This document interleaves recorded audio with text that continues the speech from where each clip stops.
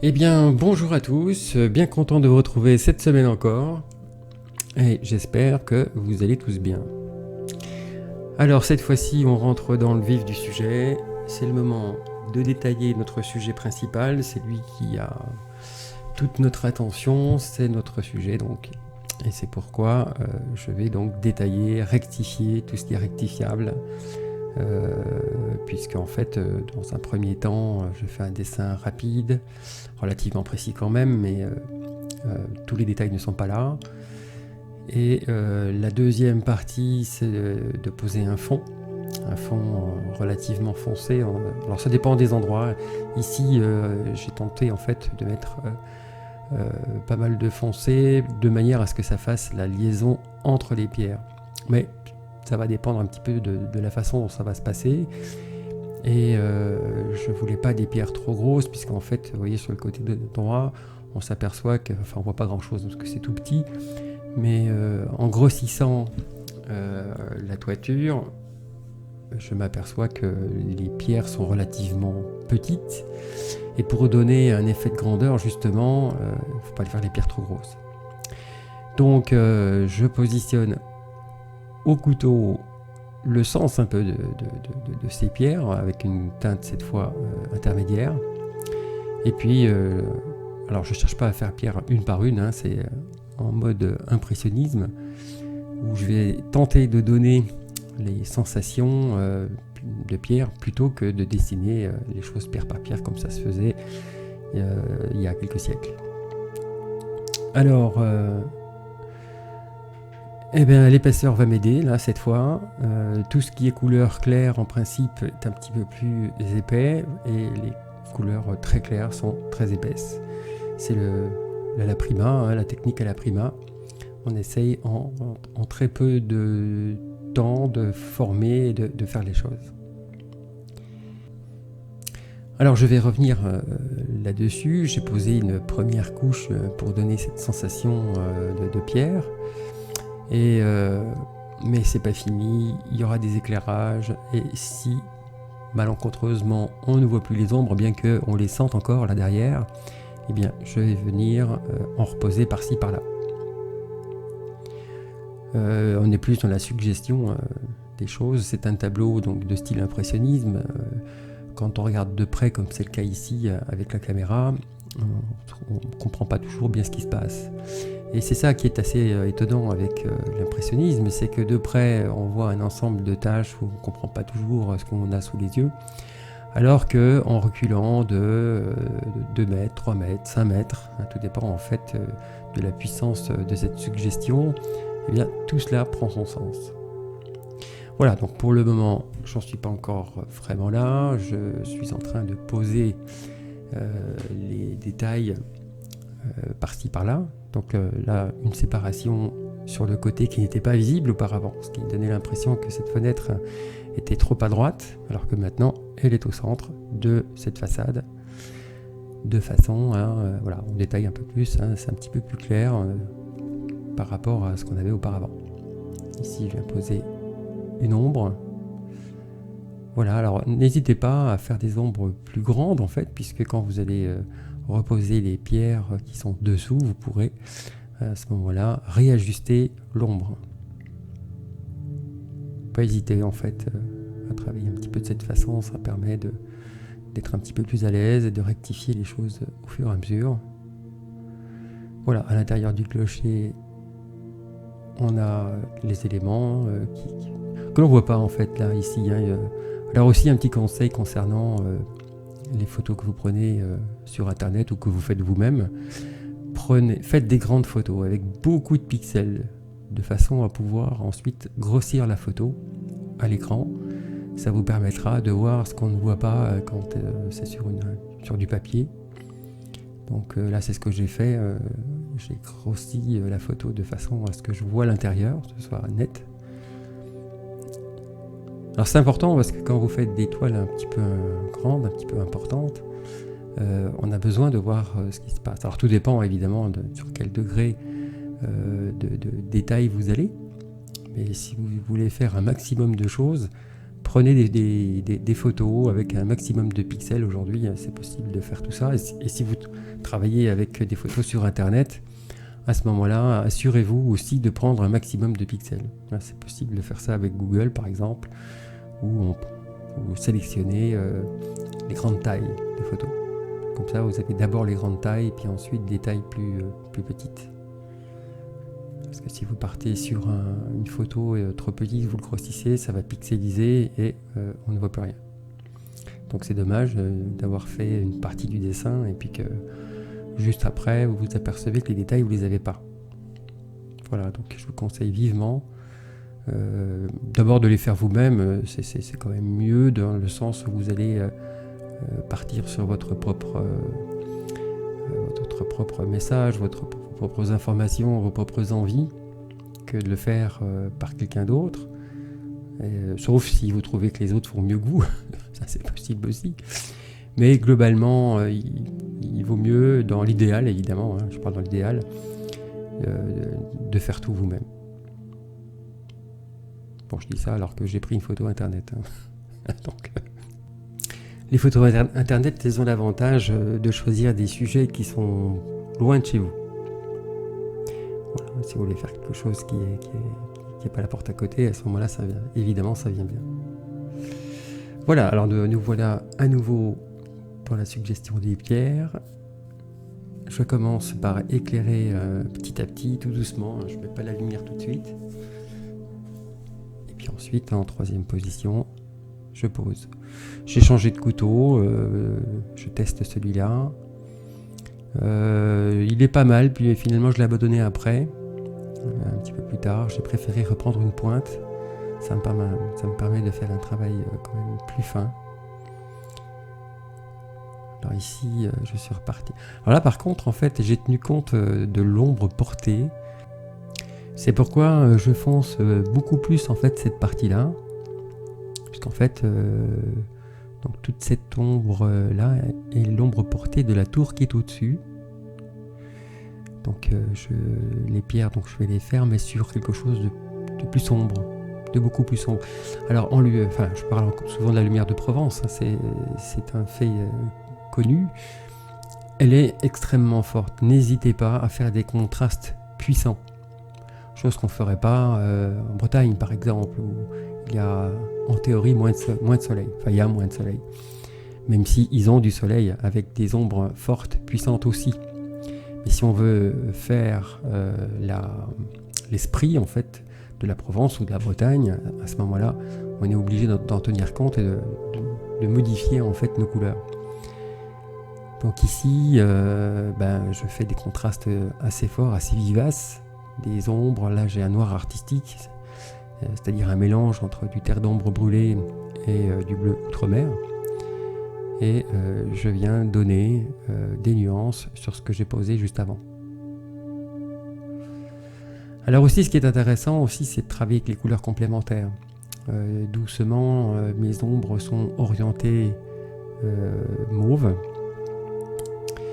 puisque j'aurai des couleurs jaunes par la suite.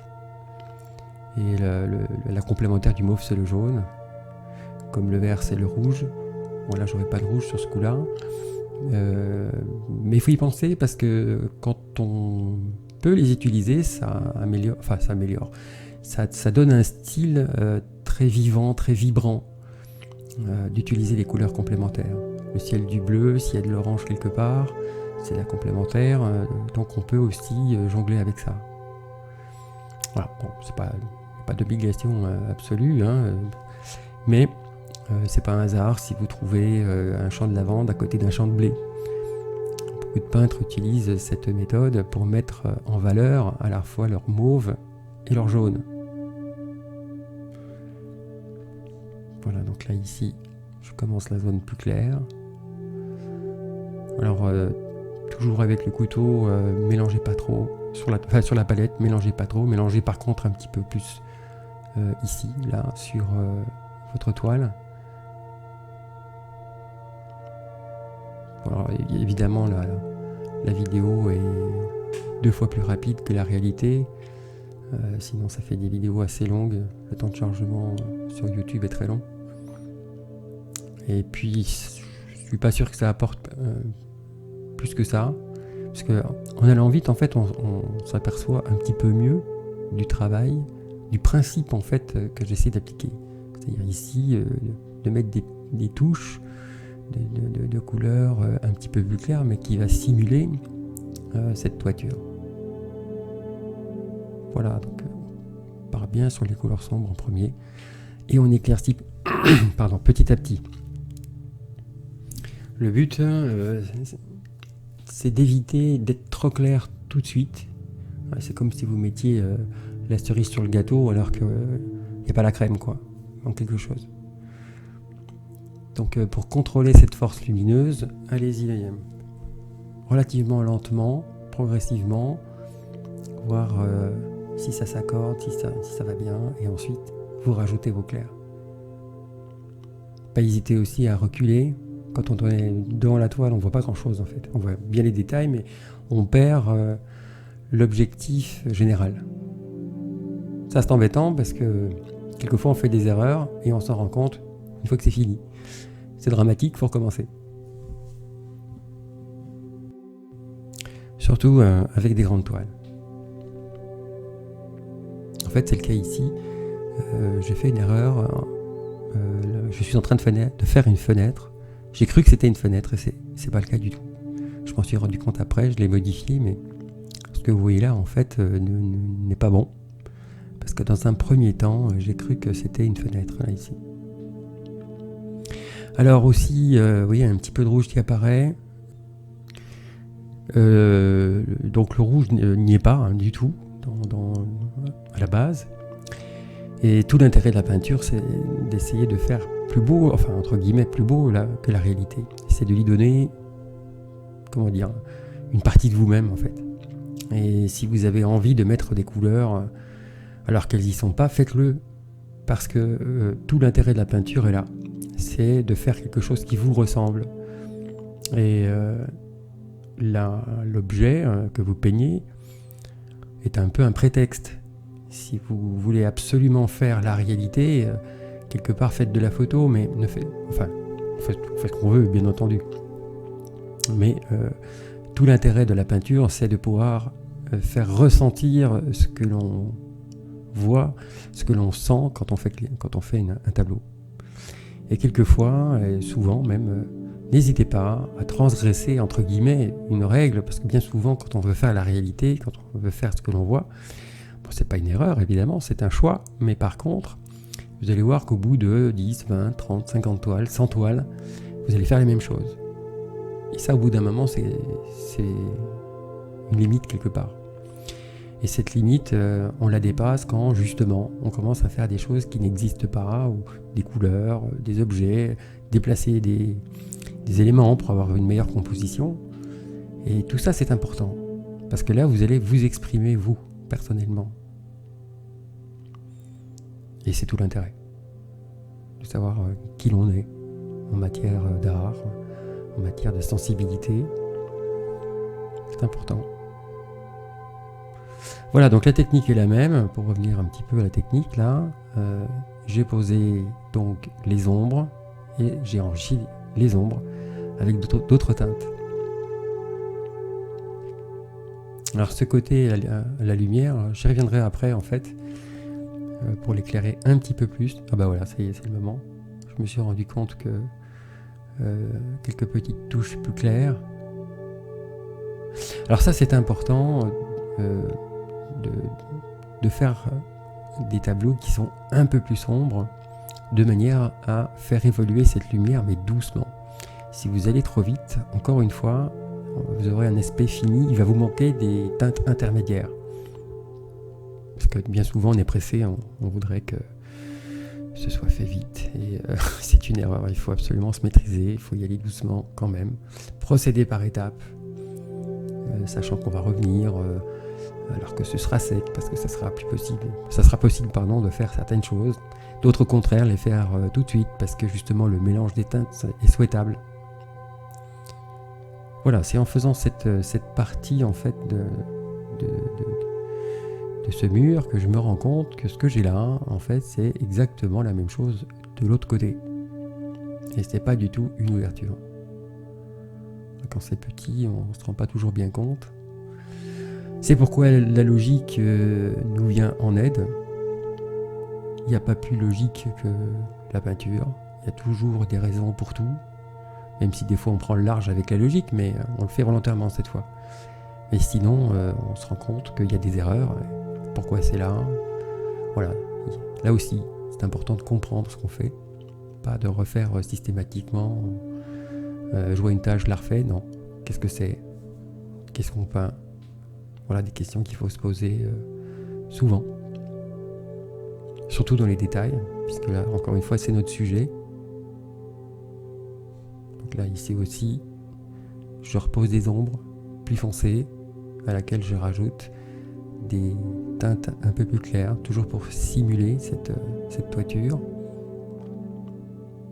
Alors le piège, c'est d'en faire trop, hein, parce que si vous mélangez trop, vous n'avez plus qu'une couleur et un mélange incompréhensible.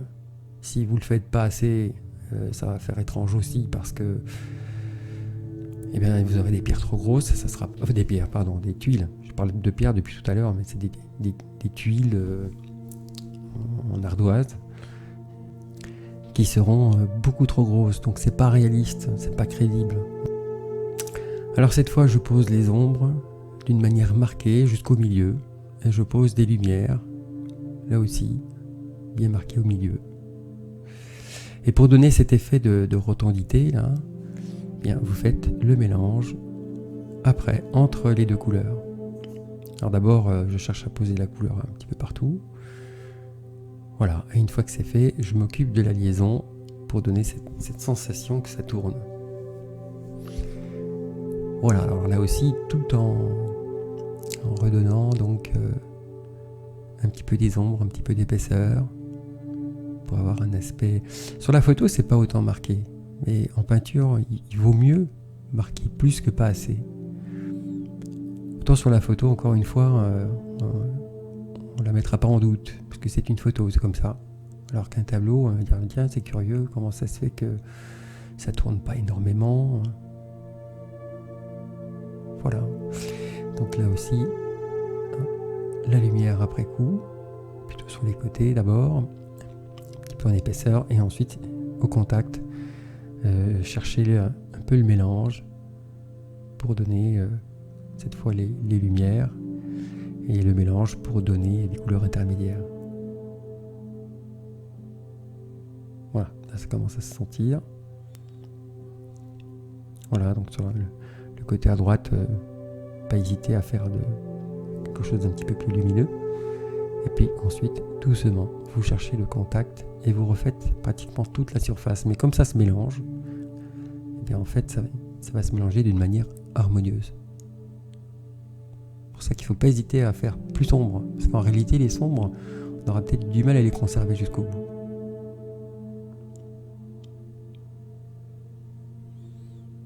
Voilà, eh bien, merci de m'avoir suivi pour cette première partie dans le détail. C'est vrai, j'ai pas pensé à vous montrer la toile un petit en reculant. Je vous montrerai ça la prochaine fois. Merci de m'avoir suivi dans cette aventure. C'est toujours un petit peu une aventure. Globalement, on connaît les choses, mais dans le détail, il y a toujours des petites surprises, et c'est tout l'intérêt aussi. Je vous souhaite une très bonne journée et à la semaine prochaine. Salut!